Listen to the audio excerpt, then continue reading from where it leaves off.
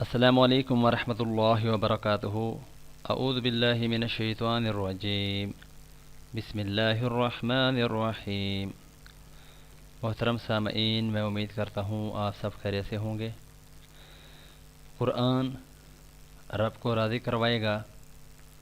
محترم سامعین، حضور نبی کریم صلی اللہ علیہ وآلہ وسلم نے فرمایا، قیامت کے دن قرآن پاک اپنے پڑھنے والے کے لیے سفارش کرنے آئے گا۔ قرآن پاک کہے گا، اے اللہ، میرے پڑھنے والے سے راضی ہو جا۔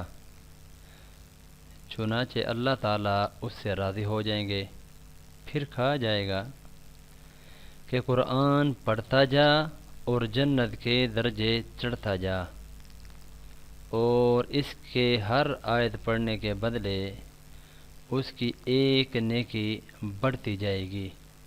جامع ترمذی شریف حدیث نمبر 2915۔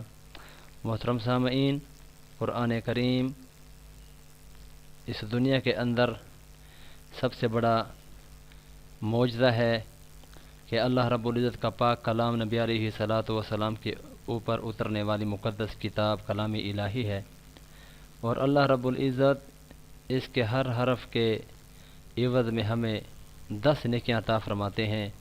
محترم سامعین، میں دعا کرتا ہوں کہ اللہ رب العزت ہم سب کو اپنے پاک کلام کی روزانہ کی بنیاد پر تلاوت کرنے کی توفیق عطا فرمائے، تاکہ ہماری بخشش کا سبب بنے۔